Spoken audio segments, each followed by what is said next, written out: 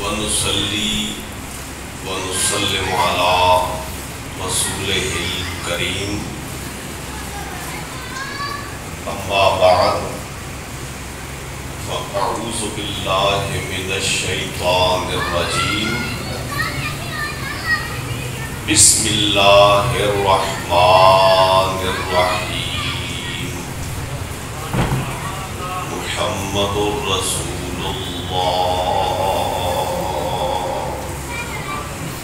والذين معه أشداء على الكفار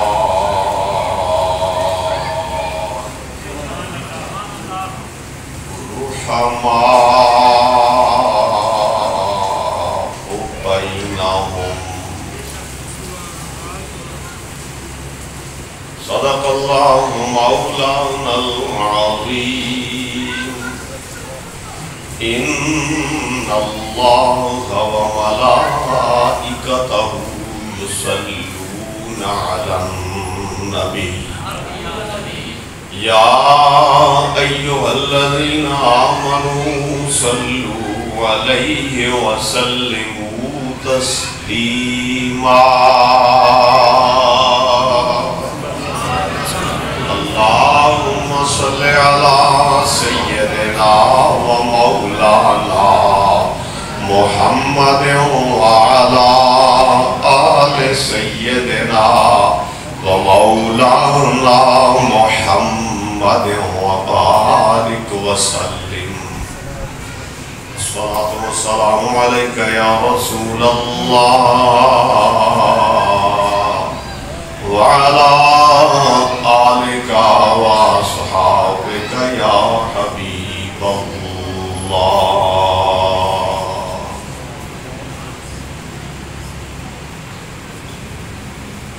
محترم مولانا حافظ قاری حامد غفور صاحب، جناب محترم مولانا حافظ محمد قاسم شاہ صاحب، دیگر برادران اسلام، آج کی یہ محفل شریف زیغم اسلام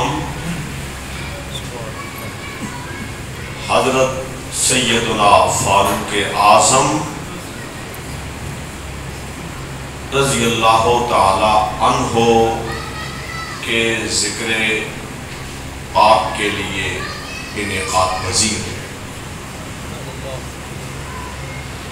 مناقب آپ نے سماعت فرمائے اور مولانا حافظ حامد غفور صاحب کا مختصر، جامع اور بڑا ہی خوبصورت اور مدلل بیان آپ نے سماعت کیا۔ یہی چند موٹی موٹی باتیں ہیں، انہیں بس آپ نے یاد کر لینا ہے اور ان کو یاد کرتے رہنا ہے، اور خطباء کی یہ ذمہ داری ہے کہ اس مسئلے کی اہمیت کو سمجھتے ہوئے اس پر بہت توجہ دیں۔ یہ صرف ذی الحج میں نہیں، صرف جمادی الثانی میں نہیں، یہ صرف محرم کے آغاز میں نہیں، بلکہ صحابہ کی عظمت کا 10 سارا سال دیتے نہیں۔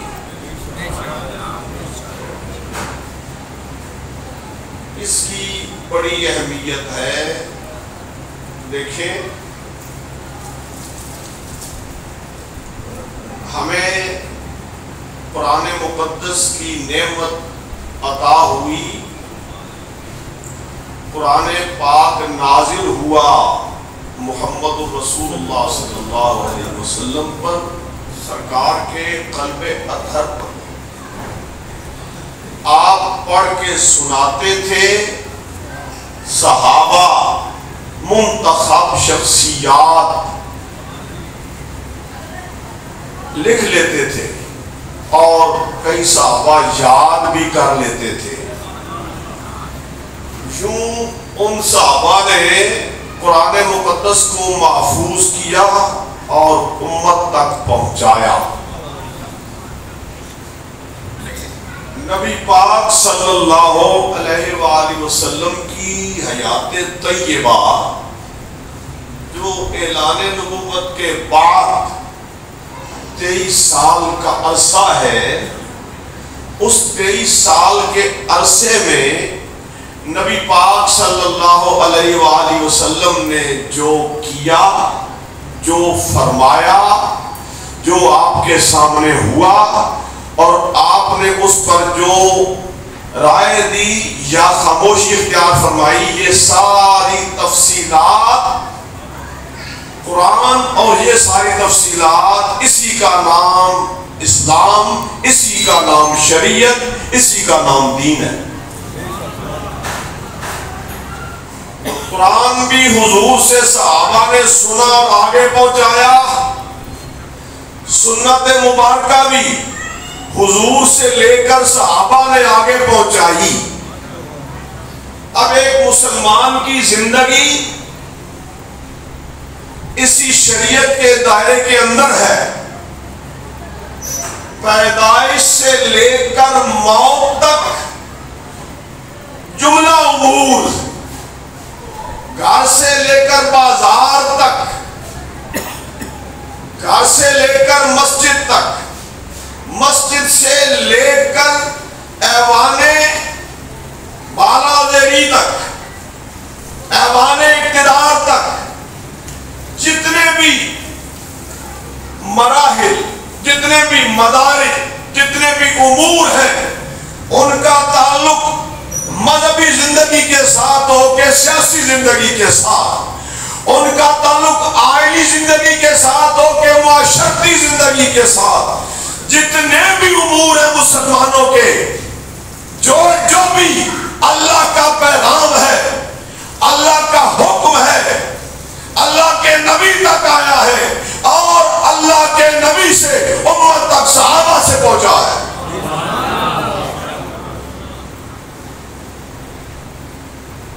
اب اگر انہی راویوں کو، وہی جو کاتبین وحی تھے، کاتبین وحی لکھنے والے، وحی کو یاد کرنے والے، وحی کو آگے پیش کرنے والے، روایت کرنے والے، سرکار کی حیات طیبہ کو دیکھنے والے، اور اتنی محبت حضور کے ساتھ، اتنی محبت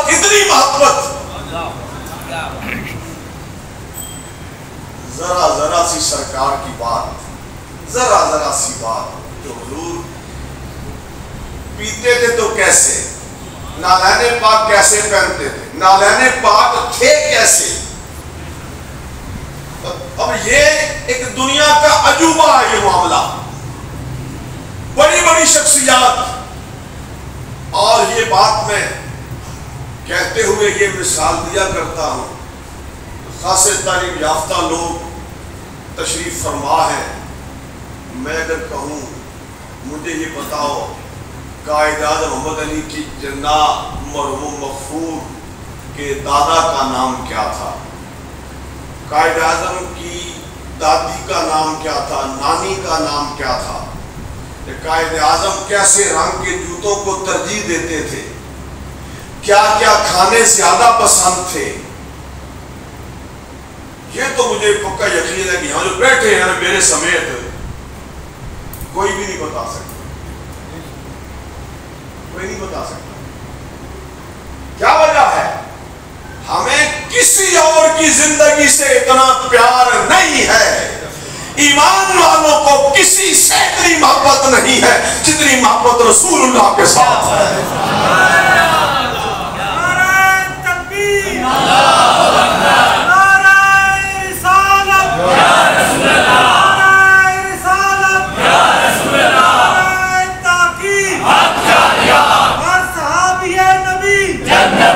جنتی जन्नती जन्नती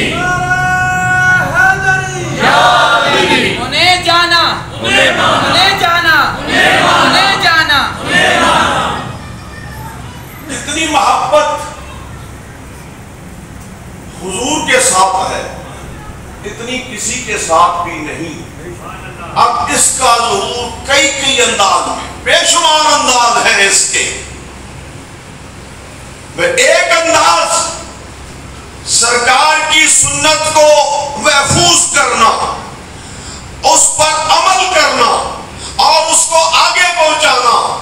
जनाब उस्मान बिन अफ़्फ़ान रज़ी अल्लाह ताला अन्हु ने किया वुज़ू करने के बाद खड़े हुए, खड़े होकर मुस्कुराए।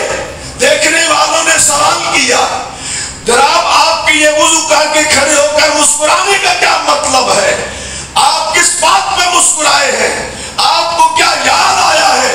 फरमाया, एक दफा मेरे आका ने, मेरे सरकार ने, मेरे मौला ने जो वुज़ू फरमाया था, वुज़ू करके हुजूर खड़े हुए थे और सरकार के लबों पे तबस्सुम आया था, बस मैं उसी को याद करके मुस्कुरा रहा हूं।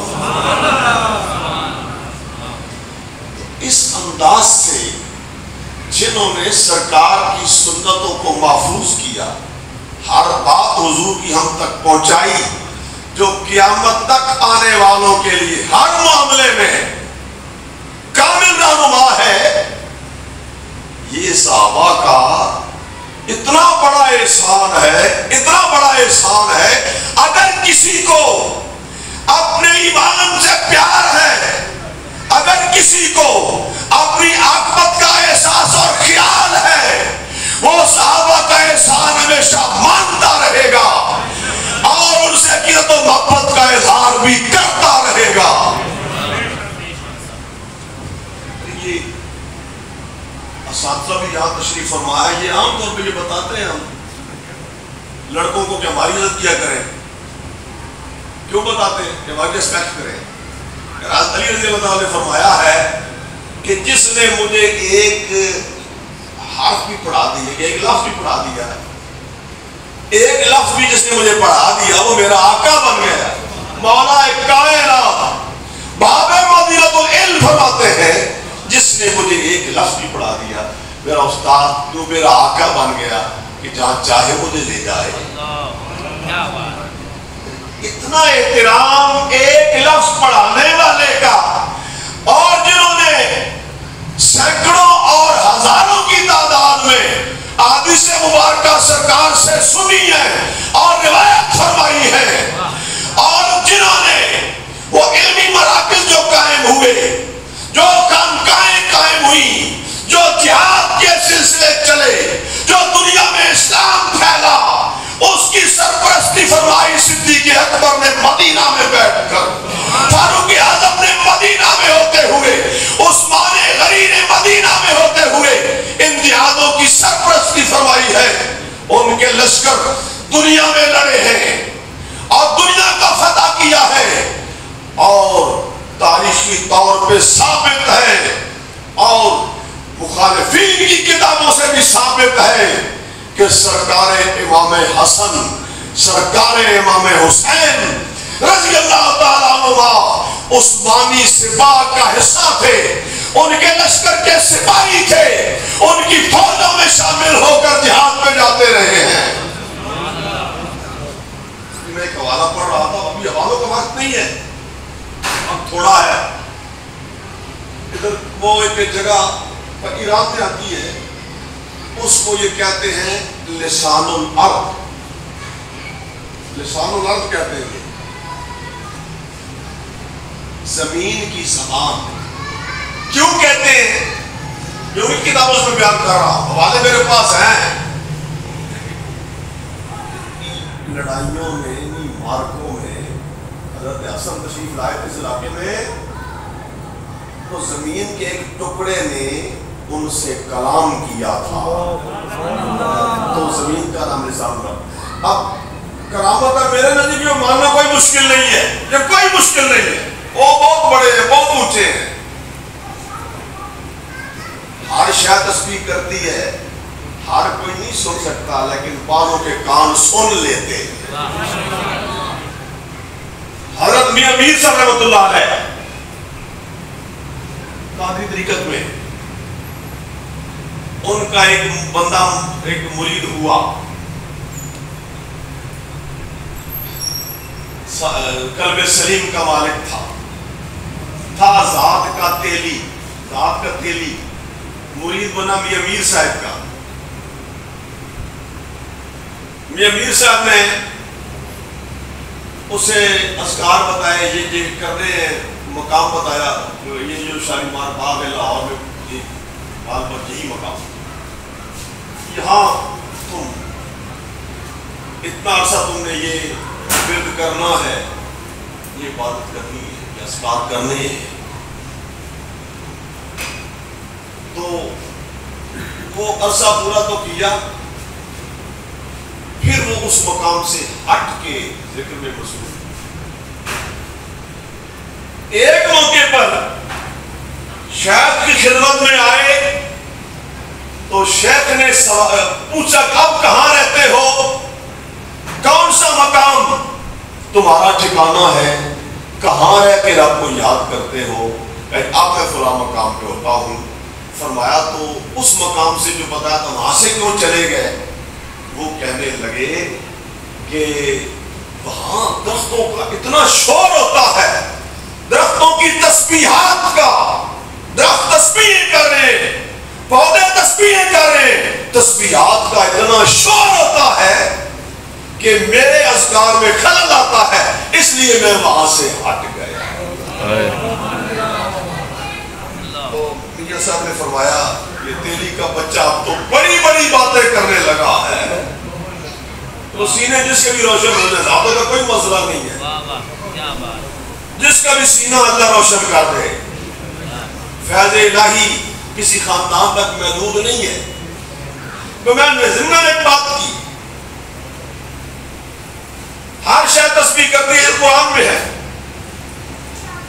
بھائی میری شہر اللہ سبحانہ و بحمدہ وَلَٰكِن لَا تَفْقَهُونَ تَسْبِيحَهُمْ. ہر شے تسبیح کرتی ہے، تم لوگ سمجھ نہیں سکتے. میں آپ سے نہیں کہہ رہا ہوں، قرآن ہم سب سے کہہ رہا ہے، سمجھ نہیں سکتے. لیکن کئی ایسے ہوتے ہیں روشن دلوں والے کہ جو ان کی تسبیحات کو سن لیتے ہیں. صدیق اکبر نے وہ کھانے کی تسبیح سنی ہے، مذکور ہے، صحیح روایت صحیح میں آیا. وہ میں عرض کر رہا تھا، بات میں کہہ رہا تھا حسین و حسن عثمان غنی کے لشکروں میں شامل تھے اور جہادی مارکوں میں تشریف لے جاتے رہے ہیں. یہ بڑے پراپے کرنے ہو گئے کہ یہ مخالف تھے ایک دوسرے کے، یہ کوئی بات نہیں، ایسی کوئی بات نہیں. اور دلائل جو بھی دیے جائیں نا، لوگ کوئی نہ کوئی اس میں سے اپنی مرضی کی نکال لیتے ہیں. جو حدیث پہ کہ ضعیف ہے جی، جو ثابت ہو جائے کہ نہیں جی ضعیف نہیں ہے تو کہتے ہیں جی تقیہ ہے جی. اب وہ تو ماننے کو تیار نہیں ہوتے نا، تو میں انہیں کوئی قائل نہیں کرنے کے چکر میں انہیں قائل کے چکر میں کوئی نہیں ہوں. اور کیا نا، آج تک کسی صوفی بزرگ نے شیطان کو کلمہ بنانے کی کوشش کی ہے؟ نہیں نہ کی. بس آپ یہ بھی سمجھیں. میں آپ کو اپنے سنی بھائیوں کو یہ سمجھانا چاہتا ہوں کہ لائے اہل بیت کے پردے میں آپ کے ساتھ کیا کیا دھوکے کیے جا رہے ہیں. کل میں نے کتاب سے کشف الغمہ سے عبارت پڑھ کے سنائی تھی. امام محمد باقر رضی اللہ تعالیٰ عنہ روایت فرما رہے ہیں کہ عراق سے کچھ لوگ آئے امام زین العابدین رضی اللہ تعالیٰ عنہ کی بارگاہ میں، اور آ کے پہلے تینوں صحابہ تینوں خلفاء کے خلاف بک کرنے لگے. تو امام نے خفگی سے فرمایا تم کون ہو؟ کیا تم مہاجرین مکہ میں سے ہو؟ کہتے ہیں نہیں. کیا تم انصار مدینہ میں سے ہو؟ کہتے ہیں نہیں. فرمایا پھر تم دونوں میں سے نہیں ہو نا، تو پھر تمہارا دین سے بھی کوئی تعلق نہیں ہے. پھر اخرجوا عنی، اٹھو نکل جاؤ میری مجلس سے، تمہارا ہمارے ساتھ کوئی تعلق نہیں ہے۔ ان کی کتاب سے نہ دکھا دوں، مسلمانوں کو حق ہے مجھے اس کے بعد میں پر نہ آنے دیں، لیکن میں یہ آپ سے کہہ رہا ہوں جو ان کی باتوں میں آ جاتے ہیں، جو اس غلط فہمی میں ہے کہ وہ بڑی محبت کرنے والے ہیں، محبت کرنے والے ہیں، چلے محبت کا ٹیسٹ میں بھی آپ کو بتاتا ہوں ذرا اپنی کتابوں سے، ہماری کتابوں سے، اپنی کتابوں سے بتا دیں امام حسین رضی اللہ تعالیٰ عنہ کے کتنے بھائی کربلا میں شہید ہوئے مجموعی طور پر؟ ایک امام حسین اور 6 اور 7 بھائی، 7 بیٹے حیدر کرار کے کربلا میں شہید ہوئے۔ ذکر کس کا کیا جاتا ہے؟ ایک سرکار حسین پاک کا اور دوسرا غازی پاک کا، غازی عباس کا۔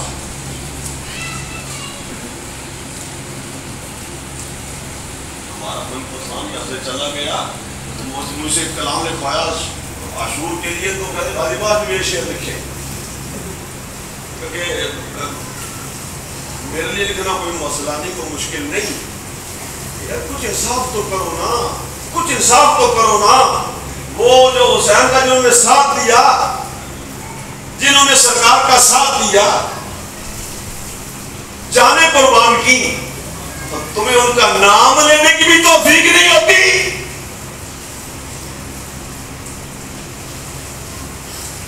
میں اگر یہ ان کی کتابوں سے نہ دکھا دوں، میں پھر کہتا ہوں مسلمانوں کو حق ہے کہ وہ جہاد کے بعد منبر پہ نہ آنے دیں۔ اور جب یہ بات ثابت ہے کہ عمر، ابو بکر اور عثمان نام کے شہید، اور غازی عباس کا بھائی عثمان بن علی، غازی عباس کا ماں جایا، غازی عباس کا ماں جایا، عثمان بن علی کربلا کے شہیدوں میں۔ اب یہ ایمان سے بتاؤ، یہ اہل بیت سے محبت کرتے ہیں؟ ان شہیدوں کے ساتھ بھی یہ ظلم کرنے سے باز نہیں آئے، صرف 2 کا نام لیتے ہیں، باقی 5 کا کبھی نام تک نہیں لیتے۔ یہ ان کے محبت کے جھوٹے دعوے کا یہ بین ثبوت ہے۔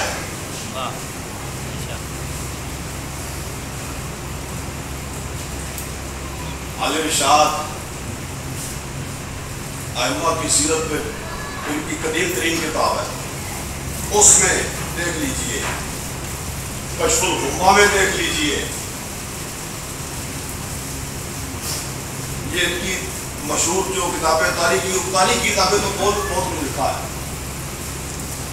یہ ان کی مخصوص تصانیف جو اہل بیت کے افراد پر لکھی گئی، وہ آل ارشاد وہ میرے پاس مسجد میں رکھی ہے، کوئی چیک کرنا چاہے تو آ جائے، کشف الغمہ میرے پاس موجود ہے۔ اب ان کتابوں میں یہ ثابت ہے کہ کربلا میں عمر بن حسن بھی ایک شہید ہوئے، حسن کے بیٹے، ابو بکر بن علی حسین کے بھائی، عثمان بن علی حسین کے بھائی، جعفر بن علی حسین کے بھائی، عبداللہ بن علی حسین کے بھائی، یہ سارے کربلا میں شہید ہوئے۔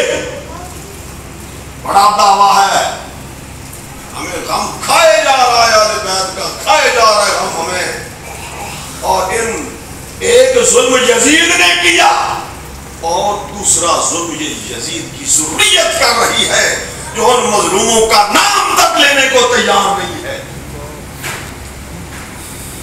یہ سنی بھی غلط فہمیوں میں پڑے ہوئے، انہیں اس طرح کوئی بتاتا نہیں، کوئی سمجھاتا نہیں، لیکن حق چھپایا نہیں جاتا ہے، حق ظاہر ہوتے رہتا ہے، یہ شان ہے۔ آپس میں ان کی محبت تھی، میں یہ عرض کر رہا تھا، اور اہل سنت ان کی آپس کی محبت ہی کو بیان کرتے ہیں۔ اب وقت رہ کہ اگر تھوڑا 10 منٹ زیادہ سے زیادہ میرے پاس وقت ہے، فاروق اعظم رضی اللہ تعالیٰ عنہ کی شخصیت کے حوالے سے میں ذرا سی اب گفتگو کر لیتا ہوں.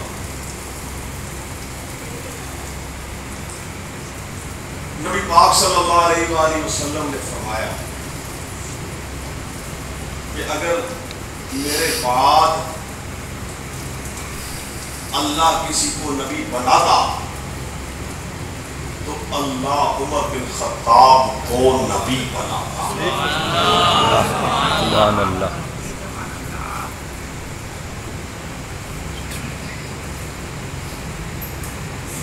اب اس کا نتیجہ کیا نکلتا ہے؟ سارے سنیوں کے ان کے لیے کچھ ثابت نہیں کیا جا سکتا. جو صحیح بھی ہو تو کہتے ہیں یہ مطلب نہیں، یہ مطلب نہیں ہے. یہ ثابت بھی ہو جائے تو یہ کہ ان اماموں سے ثابت ہو جائے تو یہ امام نے تقیہ کیا ہے، آسان نسخہ ان کے پاس جان چھڑانے کا. آپ جن سے میں بات کر رہا ہوں سنی مسلمانوں سے، آپ ان اوہام سے نکلیں. ان کے جھوٹے دعوے کی میں کلی کھول رہا ہوں.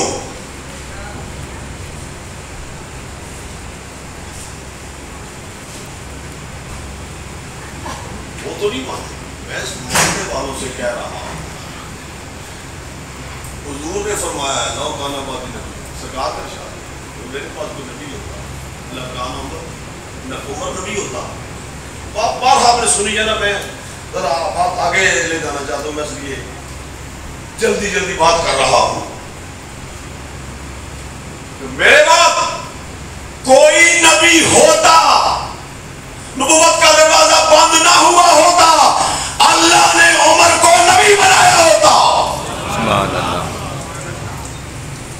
اب جس کو خاتم النبیین، اللہ کا نبی، رب کا خلیفہ اعظم، آئینہ جمال کبریا، رب کا سب سے بڑا ترجمان، عمر کو لائق نبوت سمجھتا ہے، لائق نبوت سمجھتا ہے. سرکار کے نزدیک عمر میں وہ صفات پائی جاتی ہیں، وہ کمالات پائے جاتے ہیں جو انبیاء میں پائے جاتے تھے.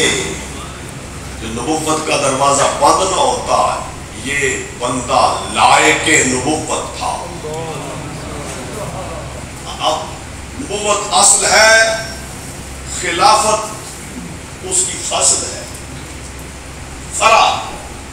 نبوت اصل ہے، خلافت فرع ہے. اپنی زبان میں بات کروں، نبوت جڑ ہے، خلافت اس کی ایک شاخ ہے، ایک پودا نکلا ہے اس سے. نبوت جڑ ہے تو خلافت سے نبوت بڑی، خلافت سے نبوت بڑی. اور اللہ کے نبی کے نزدیک عمر خلافت ہی نہیں، نبوت کا صلاحیت لائق نبوت ہے. نبوت کا دروازہ بند نہ ہوتا، اللہ نے عمر کو نبی بنایا ہوتا. سبحان اللہ. اس کے شواہد اور بھی غالباً حدیث شریف سنا رہے تھے کہ سابقہ امتوں میں ہوتے تھے ایسے لوگ جن کو اللہ کی طرف سے الہام. ہاں مجھے لیجیے ایک ٹائم سے آپ نے چکوال سے سوال بھیجا، ادھر پہ ایک بات ہو رہی کہ امت کا محدث اور ملہم، حدیث روایت کرنے والا محدث ہوتا ہے وہ اور ہے، یہ محدث ملہم جسے الہام ہوتا ہے، القاء ہوتا ہے اللہ کی طرف سے یا اللہ کے بھیجے ہوئے فرشتے کی طرف سے دل میں القاء ہوتا ہے. حضور نے فرمایا اگلی امتوں میں ایسے لوگ ہوتے تھے، میری امت میں اگر کوئی ملہم ہے تو وہ عمر ہے. سبحان اللہ. یہ وہ شان انبیاء والی نبی نہیں ہے عمر. بالکل کوئی کہیں اس غلط فہمی میں نہ پڑنا کہ میں کوئی ایسی بات کہہ رہا ہوں، بالکل بھی نہیں. حضور کے بعد کوئی نبی نہیں.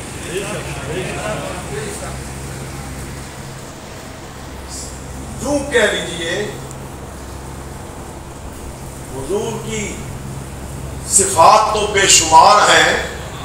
حضور کی بعض صفات کا ظہور صدیق اکبر سے ہوا، بعض کا ظہور فاروق اعظم سے ہوا، بعض کا عثمان غنی سے ہوا، بعض کا حیدر کرار سے ہوا، بعض کا حسن سے ہوا، بعض کا حسین سے ہوا.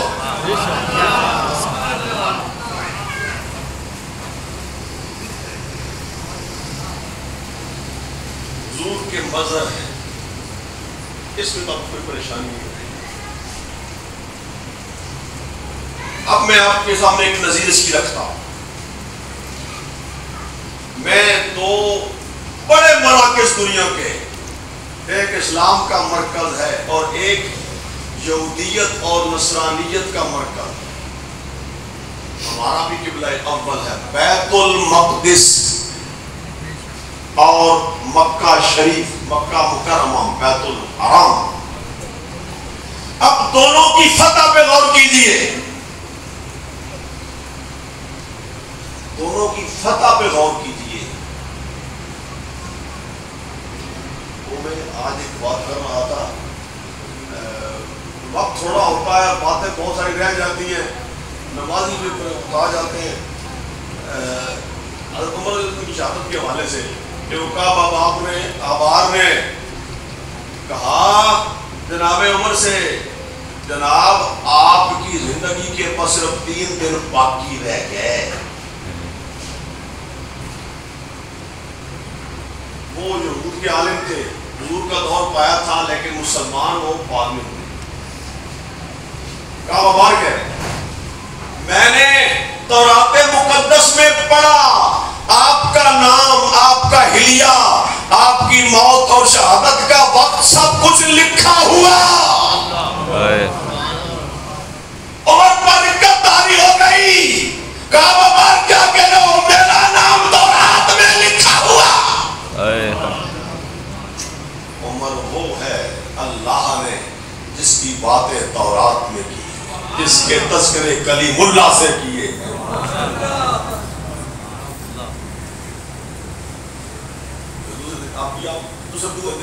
اب آپ کے 2 دن باقی، بس اب آپ کا وقت آ گیا ہے. اس حد تک مثلهم فی التوراۃ و مثلهم فی الانجیل.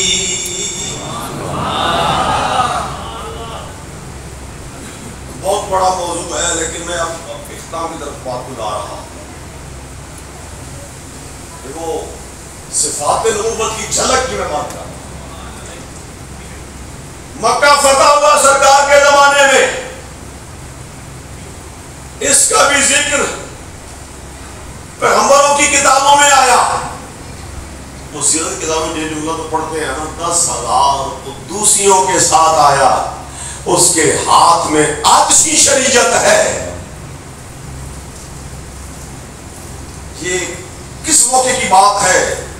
کتب سابقہ میں فتح مکہ کا ذکر ہوا تھا کہ اللہ کا نبی 10,000 پاک بازوں کے ساتھ آئے گا اور مکہ کو فتح کرے گا. کتاب مقدس کہہ رہی ہے وہ جو 10,000 پیغمبر کے ساتھ آئیں گے وہ قدوسی ہیں، وہ پاک لوگ ہیں، پاک باز لوگ ہیں. اب مکہ فتح کیسے ہوا؟ لڑائی نہیں ہوئی، قتال نہیں ہے. جب سرکار کا لشکر پہنچا مختلف دروازوں سے، مختلف اطراف سے، وہ قدسیوں کا لشکر حرم میں داخل ہو رہا تھا. کعبۃ اللہ بھی تو وجد کر رہا ہوگا، کافر کو دستانے والے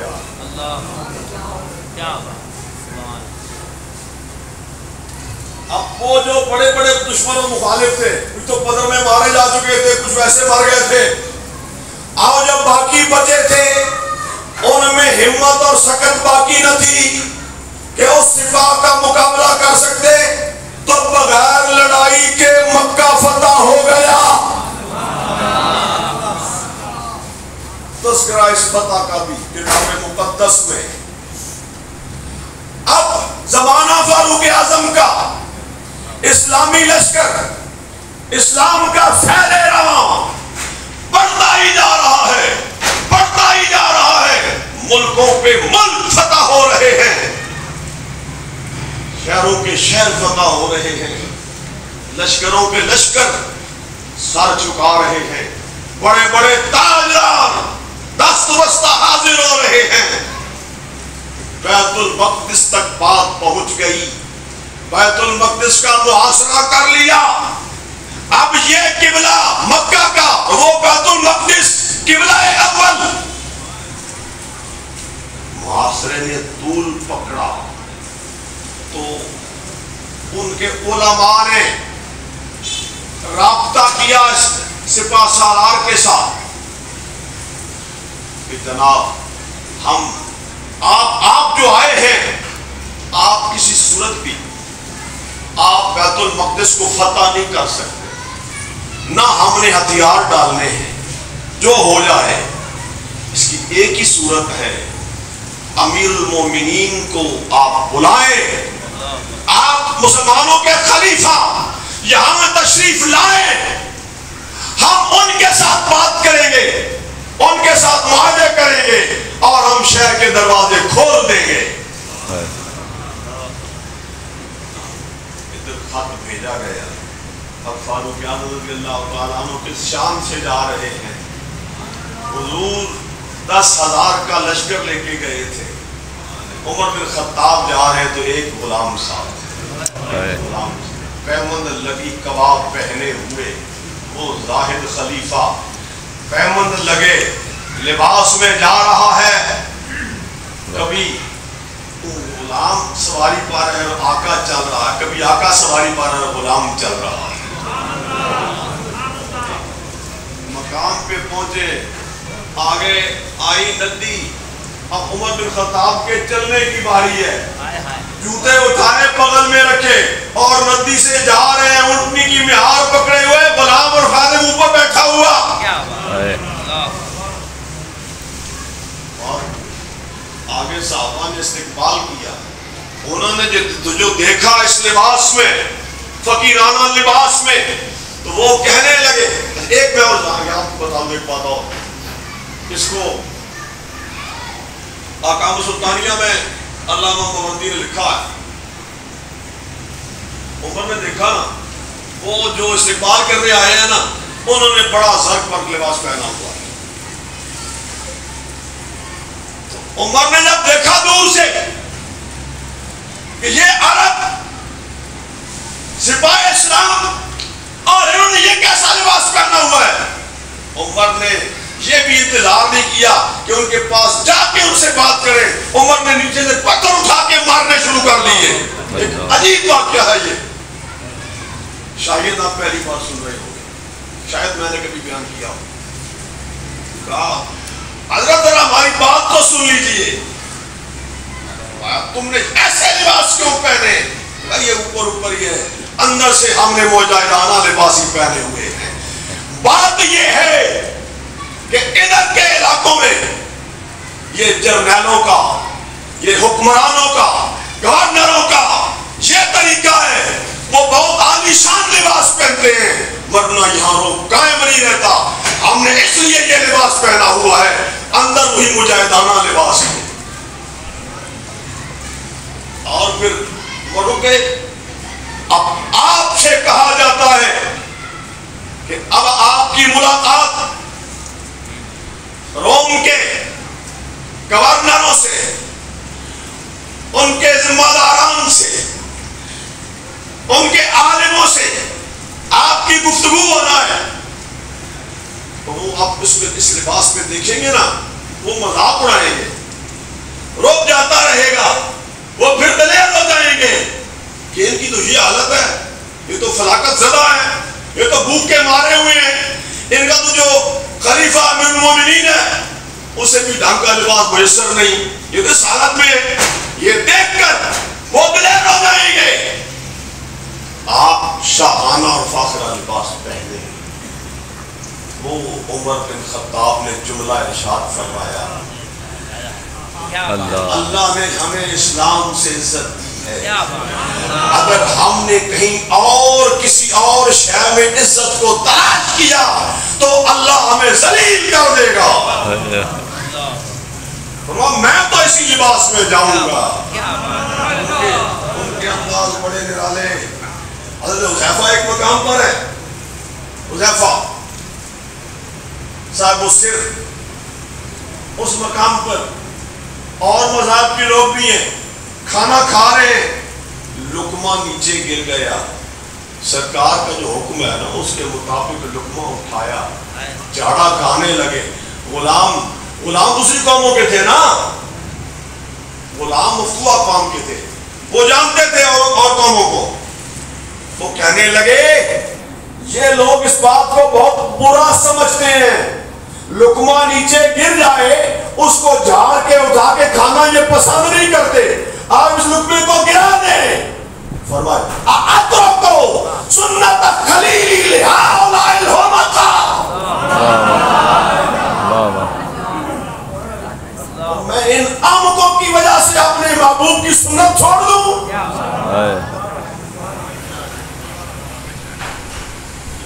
ٹکے ٹکے کے پانڈ مراسی اور چوڑے چمار ان کو بھونکتے ہیں, اور اتنے عظیم لوگ ہیں ملائکہ بھی انہیں عقیدت سے سلام کہتے ہیں. تتنزل علیہم الملائکہ. یہ خطیبانہ جملے نہیں ہیں, ہر جملے پر انشاءاللہ دلیل پیش کریں گے قرآن سے حدیث پاک. تتنزل ان الذین قالوا ربنا اللہ ثم استقاموا تتنزل علیہم الملائکہ.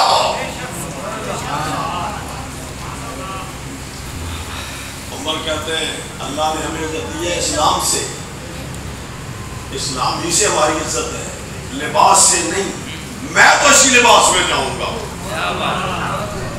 یہ ایک راز تھا جو اور کسی کو معلوم نہ تھا. یہ بات تو اس وقت شاید عمر کے اپنے علم میں بھی نہ تھی, یہ خدا کی حکمت تھی. رب یہی چاہتا تھا کہ عمر اسی حلیے کے ساتھ آئے, اسی لباس کے ساتھ آئے. میں نے اپنی کتاب میں جس حلیے کا ذکر کیا ہے وہ ان کے علماء یہ جانتے تھے کہ فلاں موقع پر اتنے سال کے بعد, اتنے قرنوں کے بعد بیت المقدس پر آخری نبی کی امت آ کے قبضہ کر لے گی, اور وہ جو ان کا حکمران ہوگا اس وقت کا وہ اس شان کے ساتھ آئے گا, اس قد کاٹ کا بندہ ہوگا, ایسے لباس میں ملبوس ہوگا, اس طریقے سے یہاں آئے گا. یہ لکھا ہوا کہ بیت المقدس میں فتح ہو جانا ہے, یہ بات ثابت شدہ ہے ان کے نزدیک. بس وہ یہ چاہتے تھے کہ یہ دیکھیں کہ کیا یہ وہی ہے ان کا حکمران جس کا ذکر کتاب مقدس میں آیا ہے یا کوئی اور ہے. پہلی بات ابو عبیدہ کو لایا گیا, بڑے سالار کو لایا گیا, انہوں نے دیکھا کہا نہیں یہ وہ بندہ نہیں ہے, یہ وہ بندہ نہیں ہے جس کا ذکر کتابوں میں ہے. جب عمر آئے اسی حلیے کے ساتھ, اسی لباس کے ساتھ, اسی حیات میں تشریف لائے, تو بغیر لڑے بیت المقدس کی کنجیاں انہوں نے جناب عمر کے حوالے کر دی.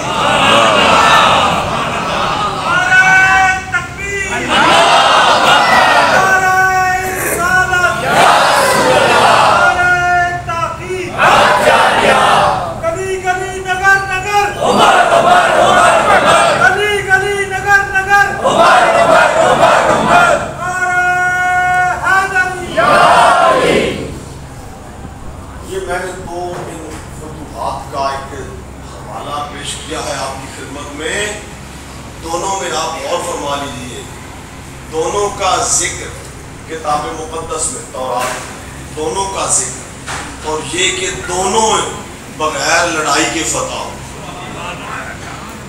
تو ایک کو نبی نے فتح کیا, اور ایک کو جانشین نبی نے فتح کیا، جس کے حق میں فرمایا تھا کہ اگر میرے بعد کوئی نبی ہو سکتا تو پھر عمر نبی ہو۔ اب رشتوں کے حوالے سے بات پھر کسی اور محفل میں ہوگی۔ سید نصیر الدین شاہ صاحب رحمہ اللہ نے جو آپ کی آخری تصنیف ہے، اور یہ بھی دلچسپ بات ہے، پیر میر علی شاہ صاحب رحمۃ اللہ علیہ کی بھی آخری تصنیف تصفیہ، آخری تصنیف حضرت کی، وہ بھی اسی ٹولے کا رد کر رہی ہے، اور نصیر الدین شاہ صاحب کی آخری کتاب وہ بھی اسی ٹولے کا رد کر رہی ہے۔ اس میں ان کی کتابوں سے یہ ثابت کیا ہے عمر بن خطاب رضی اللہ تعالیٰ عنہ حیدر کرار کے داماد ہیں۔ کلثوم علی و زہرا کی شہزادی جناب عمر کے نکاح میں آئی، اولاد کو بھی جنم دیا۔ لیکن اب وقت زیادہ ہو گیا، میں اس نئے باپ کو، اس باپ کو یہاں نہیں کھولنا چاہتا، پھر کبھی صحیح کہ جو عرض کیا ہے اس کو پلے باندھیں، اپنے عقیدے پر قائم رہیں۔ آپ کے پاس ایسے قاہر دلائل ہیں کہ قیامت تک جن کا توڑ کسی کے پاس نہیں۔ اللہ سب کے ایمان و یقین میں اضافہ فرمائے، سب کے ایمان کی حفاظت فرمائے، عزت و ابرو کی حفاظت فرمائے۔ اللہ اس نئے سال کو امت کے لیے خیر و برکت کا سال بنائے۔ آخر دعوانا ان الحمدللہ رب العالمین۔